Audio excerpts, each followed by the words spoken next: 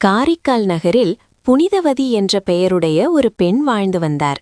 சிறுவயதிலிருந்தே சிவபெருமானின் மீது ஆழ்ந்த பக்தி கொண்டிருந்தார்.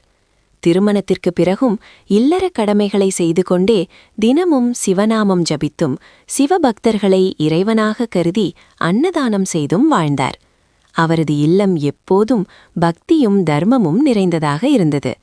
ஒருநாள் அவரது கணவர் வணிக பயணத்திலிருந்து திரும்பும்போது சில அரிய மாம்பழங்களை வீட்டிற்கு அனுப்பினார். அந்த மாம்பழங்களில் ஒன்றை புனிதவதி வழக்கம் போல வீட்டிற்கு வந்த ஒரு சிவபக்தருக்கு அன்புடன் அன்னமாக அளித்தார். பின்னர் கணவர் கேட்டபோது சிவபெருமானை மனமாற வேண்டிக் கொண்டார்.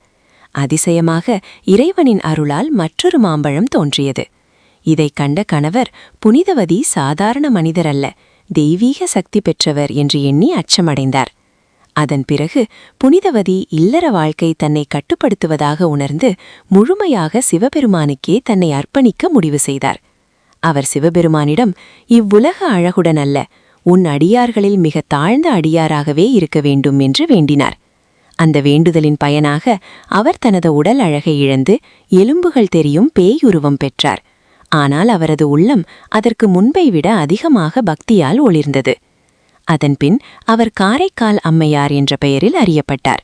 சிவபெருமானை தரிசிக்க கைலாயம் செல்லும்போது, இந்த புனித மண்ணில் காலால் நடப்பதற்கு நான் தகுதியற்றவள் என்று எண்ணி கைகளால் நடந்து சென்றார்.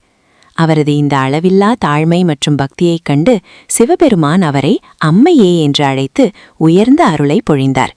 காரைக்கால் அம்மையார் சிவபெருமானின் திருவிளையாடல்களை பாடல்களாக பாடினார். அவை இன்றும் சைவ பக்தி இலக்கியத்தில் முக்கிய இடம் பெற்றுள்ளன.